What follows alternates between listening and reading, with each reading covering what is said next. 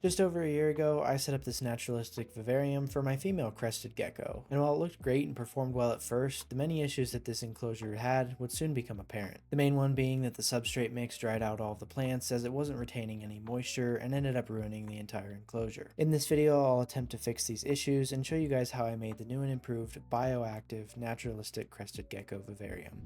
The first thing I had to do was remove Echo from the enclosure. She wasn't too happy with me, but she'll forgive me later.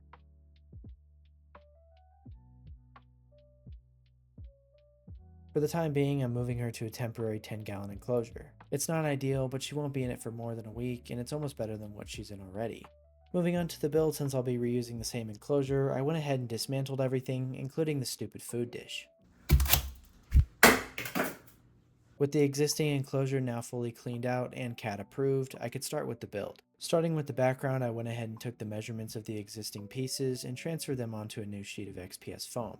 I then scored the foam along the edge and snapped it in half. I then repeated this process 2 more times to get 3 pieces to cover the enclosure. With all of the pieces cut, I went ahead and put them all into the enclosure. I won't be siliconing this background to make dismantling easier in the future, so I need to make sure that these are as tight as possible. Everything looked good, so I could proceed with the scape.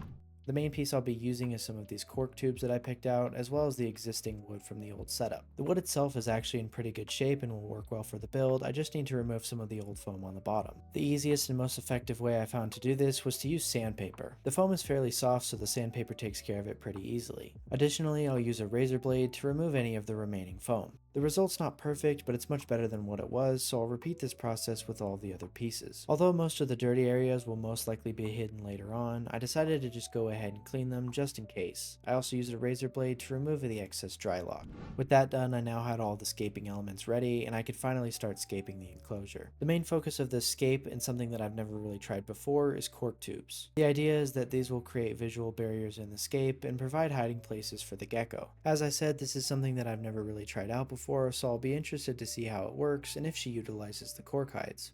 As you can see, some of the cork pieces are pretty heavy, so I used a couple scraps of XPS foam to hold them up. Once I was getting happy with the placement of the cork bark, I started to work in some of the other pieces of driftwood. Like the cork bark, I used scraps of XPS foam to hold them up, as well as string tied to the top of the enclosure. The scape took quite a while, but it was worth the extra time to make sure I got a result I was happy with. I ended up coming up with a few different designs, but I liked this one the most, so I decided to go ahead with it. With the background in place, I can now start drawing out some patterns onto the background. One of the main visual issues I had with the last enclosures, the backgrounds were way too flat, so I wanted to make sure I'd give this one an adequate amount of depth. Unfortunately, I'll have to dismantle this hardscape and reassemble it later, so to make that easier, I marked some of the hardscape elements and labeled all of the supports. Doing this will ensure that when I rebuild the scape later, I get it as close as possible to the original thing. I could then start dismantling the scape and remove the background panels.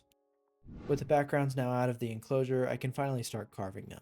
Before I do that though, I need to raise up some of these areas by tracing the patterns onto another sheet of XPS foam and carving them with a razor blade. It's not an exact copy, but that won't matter later on. Anyways, I repeated this process with the other pieces.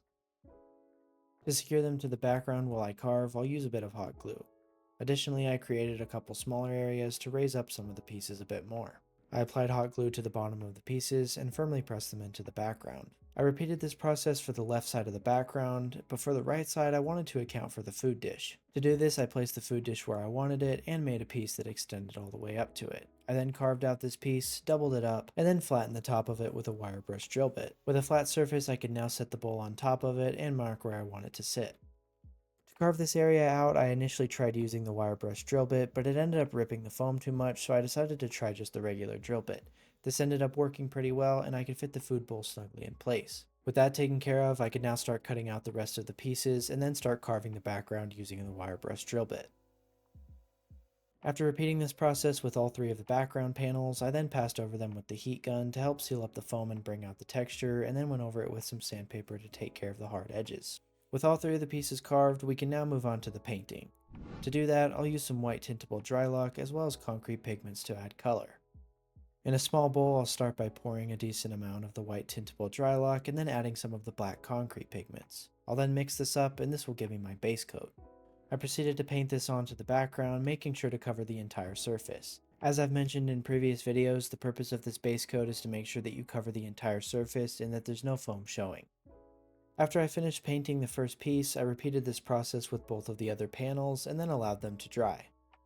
Then I mixed up the secondary base coat using some brown colors. Unlike the first coat, this coat is meant to just cover the surface. Sure, you want to cover about as much as you can, but it's beneficial to have some of the black showing through as it can help improve the sense of depth. Once the second coat was on, I went over with a lighter dry brush coat to touch up some of the highlights and further improve that sense of depth.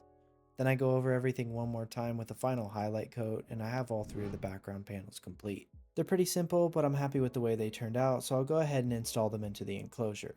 As I mentioned earlier, I won't use silicone to attach these, so ideally they all fit firmly in place. However, the left side was sagging a bit, so I used a couple pieces of XPS foam to prop it up.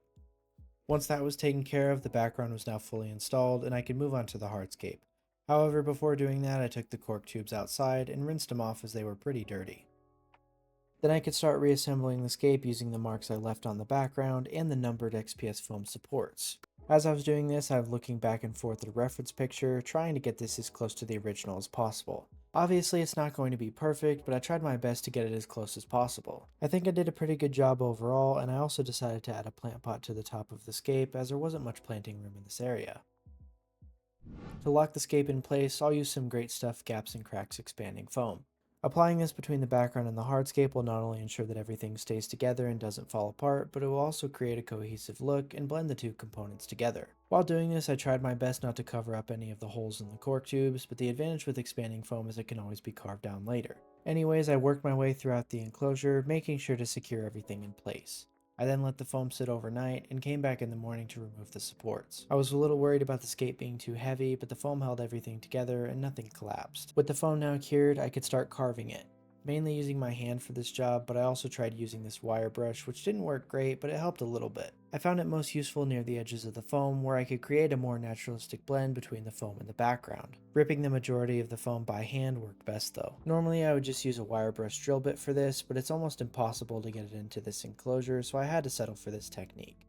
I ended up being pretty happy with how it turned out though, so it's all good. After carving all of the foam, it made quite a mess on the bottom of the enclosure, so I went ahead and cleaned all that up. With the spray foam now carved, I can move on to painting. Using the same technique as I used for the background, I started with the black base coat. I ended up having to do 2 base coats as this foam tends to absorb the drylock and leaves a couple white spots showing. However, once I got that taken care of, I came back with the secondary brown coat and the lighter dry brush coats. I wasn't able to film it, but I also filled in and painted the bottoms of the cork tubes so she couldn't get stuck behind the scape.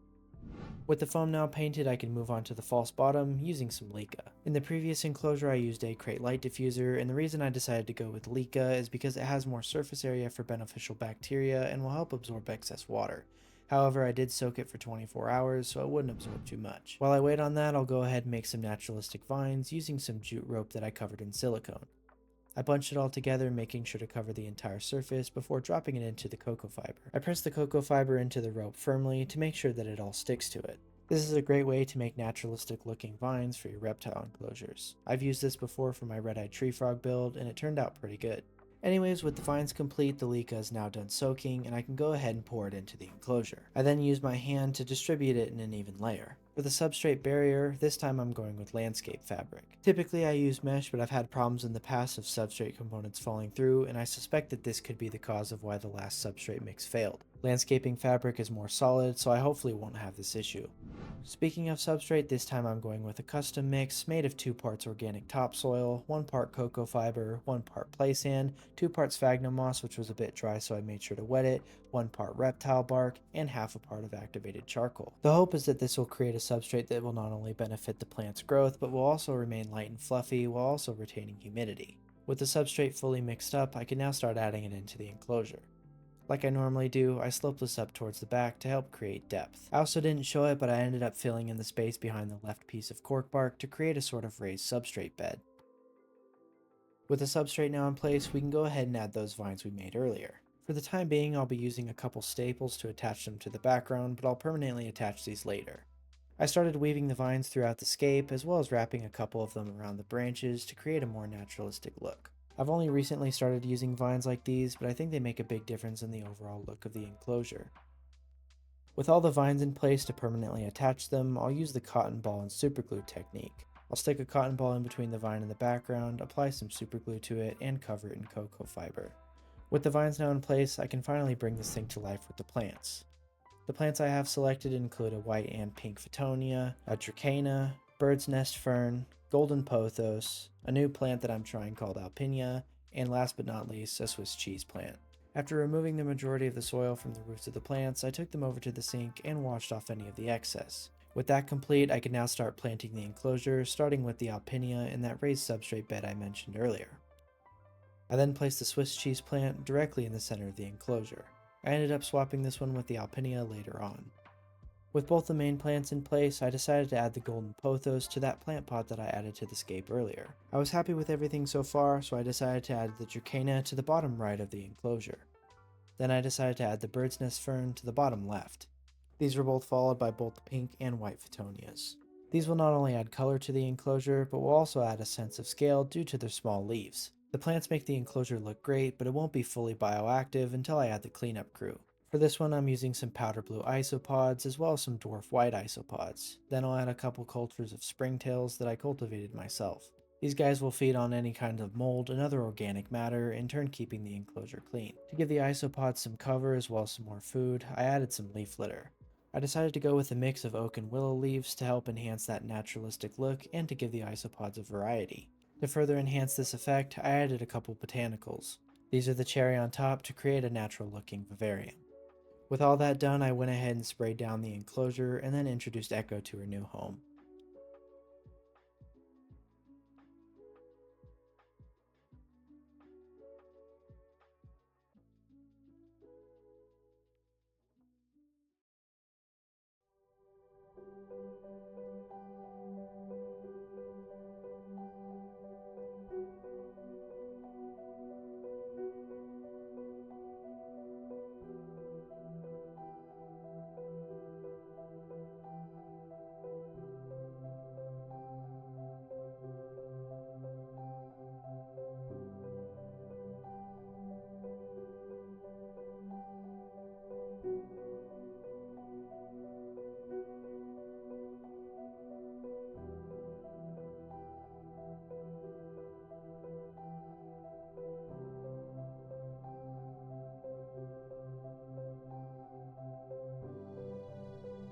And that's how I made a new and improved, bioactive, naturalistic crested gecko vivarium. I'm honestly in love with how this one turned out. It not only gives her more spaces to hide, such as inside the cork bark and amongst the foliage of the enclosure, but it also gives her more areas to climb with the addition of the vines. As I said earlier, when adding the cork bark, it adds a much needed visual barrier that will allow for a lot of enrichment on her end. In terms of the issues I had previously with the substrate drying out all the plants, it's tough to tell right now how that's going to turn out. I did many things different with this enclosure than I did with the last one, so only time will tell.